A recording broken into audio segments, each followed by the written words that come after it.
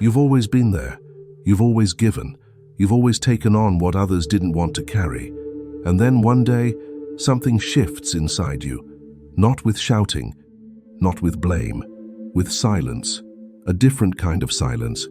Not a wounded silence, not a waiting silence, a closed silence. And for the first time, you stop asking yourself what happened. You know exactly what happened. Maybe nothing obvious, maybe everything. Because what changed isn't what you do, it's what you stopped doing. You stopped carrying other people's emotions. You stopped fixing what you didn't break. You stopped making yourself available for needs you didn't create. And this stopping isn't temporary.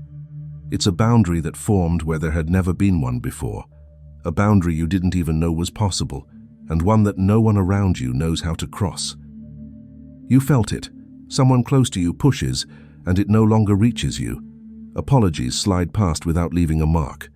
People try to find their way back to you, and they can't. You watch all of it without moving, without guilt, without the urge to close the distance.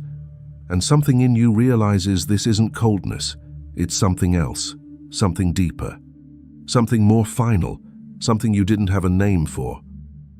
Carl Jung described this process with a level of precision most people never took seriously.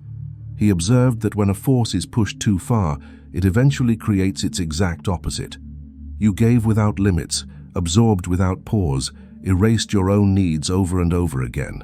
And you didn't reach a breaking point, you reached a tipping point. On the other side of that point, there isn't a damaged version of you. There's a completely new psychological configuration that doesn't go backward. Something has reorganized itself at a deep level. And that reorganization doesn't undo itself. This isn't an emotional reaction. It's not a phase. It's not anger that will eventually fade. It's a new structure, and that structure has made your old patterns impossible to return to. You can't pretend anymore.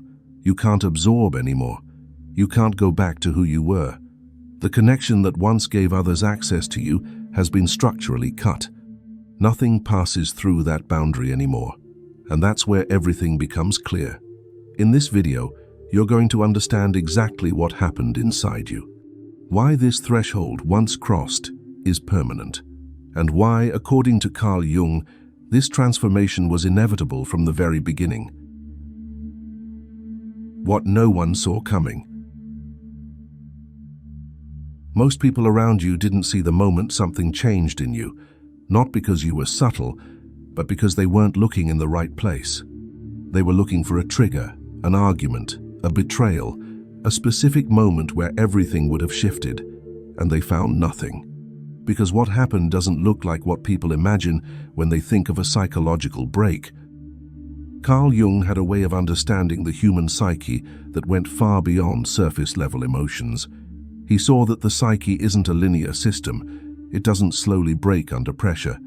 It accumulates, it compensates, it absorbs, until the moment it can no longer compensate. And at that point, it doesn't collapse. It flips. This is what Jung called enantiodromia. Not a breakdown, but an inevitable reversal. A force pushed too far in one direction ends up creating its exact opposite. And once this process begins, it doesn't ask for permission.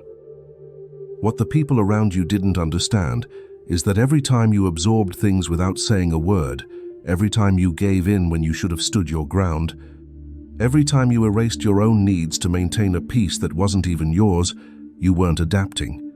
You were building up pressure that no one could see, not even you. And that pressure was looking for a way out. It found one, not in an explosion, but in a quiet, total withdrawal. A withdrawal you didn't consciously decide on. It imposed itself.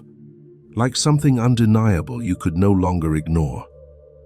This tipping point is often misunderstood, even by those who've gone through it. Many people believe they made a decision, that they chose to walk away. But that's not entirely true. What happened goes deeper than a choice. And to understand who you've really become on the other side of that threshold, you have to look at what Jung called the integration of the shadow. A process most people go through without ever giving it a name. The hidden transformation. There's a mistake almost everyone makes when they look at an empath who has reached this point. They think you've become cold, that you've hardened, that you've lost something essential. That interpretation isn't just inaccurate, it's the exact opposite of what actually happened. You didn't lose your sensitivity, you gained something you never had before. And that gain is irreversible. Carl Jung described a process he called individuation, the path through which a person stops living in fragments and begins to inhabit the full reality of who they are. For an empath, that path inevitably involves integrating the shadow, the part of you that you suppressed, ignored, or judged as too dangerous to express, the part that knows how to say no, the part that recognizes when a relationship takes without ever giving back, the part that understands that unlimited compassion isn't a virtue, it's a vulnerability. For years, you believed that taking care of yourself was a form of selfishness. That belief didn't appear out of nowhere. It was built, reinforced, sometimes even encouraged by those who benefited from your constant availability. And as long as you believed it, you stayed accessible, you stayed flexible. You stayed inside a pattern that served others far more than it served you. The integration of the shadow brought that pattern to an end, not with violence, but with a clear, quiet finality. What you feel now isn't indifference, it's clarity. You see dynamics you couldn't see before. You recognize patterns you used to accept without naming them. You notice the people who came close to you not for who you are, but for what you were willing to give. And that recognition no longer brings guilt. It creates a natural distance, calm and lasting. But there's a nuance in this clarity that many empaths don't immediately notice, and yet it becomes decisive in what happens when others try to come back into your life. What no longer works. The people who knew you before will inevitably try to come back. Some attempts are genuine, others are calculated, but whether they're one or the other, they all fail for the same reason. Not because you resist, but because what they relied on no longer exists. The tools that used to work were all built on one mechanism: your emotional permeability, your ability to feel other people's distress as if it were your own, your tendency to feel responsible for what others were going through. That permeability is what gave guilt its leverage. It's what made apologies powerful. It's what made promises believable. It's gone, not gradually, all at once. When someone apologizes to you now, you hear it, you process it, but it doesn't trigger anything anymore. Not because you refuse to receive it, but because the emotional channel it used to pass through has closed. Carl Jung would have said you've developed a kind of psychological impermeability, not a wall built out of hurt, but a membrane that emerged directly from the transformation, a membrane that filters effortlessly, without conscious effort, without hesitation. Manipulation fails for an even more precise reason. It depends on exploiting a need. The need to be loved, the need to be understood, the need to belong.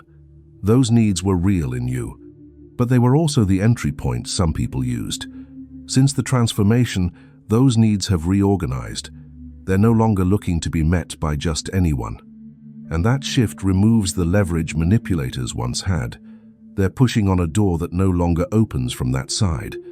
What they encounter isn't resistance, it's a lack of grip. And people don't know what to do with something they can't hold on to. What very few people realize at this stage is that you didn't build anything against them. You didn't decide to protect yourself. You didn't come up with a strategy. Something in you simply reorganized, and that reorganization made their methods ineffective. Not rejected, ineffective. There's a fundamental difference. Rejection still involves a reaction, an emotion, a connection. Ineffectiveness leaves nothing to hold on to, and that's exactly what some people can't tolerate. They would have preferred your anger. Your anger would have still belonged to them. What this actually creates in your day-to-day relationships, and why some people react with surprising intensity to your new silence, becomes fully visible in what marks the final stage of this transformation. The final silence.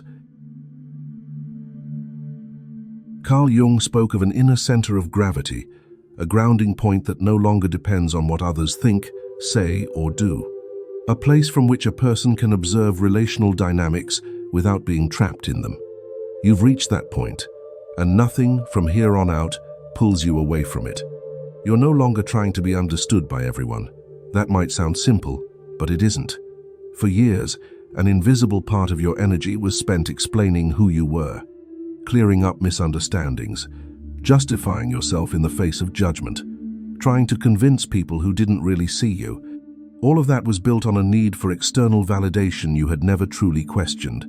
That need has dissolved, not because you chose to let it go, but because the transformation made it structurally unnecessary. You know who you are, and that certainty no longer needs confirmation. This silence people notice around you isn't emptiness. It's a kind of fullness they don't know how to read.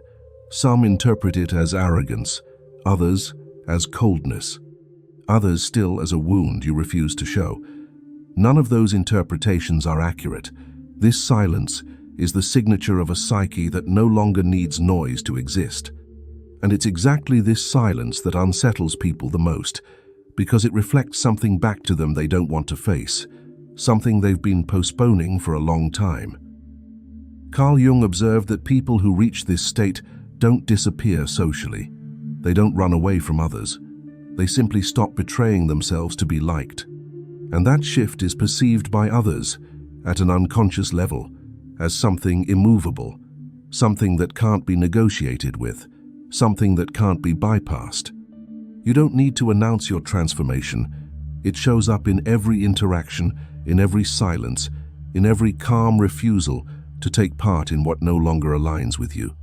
This isn't power that forces itself on others. It's a kind of power that no longer needs to assert itself to be felt. And according to Carl Jung, this is exactly the kind of presence that's the hardest to ignore and the most impossible to reclaim once it's gone.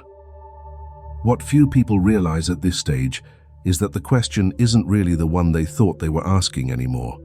It's no longer about distance, coldness, or what was lost.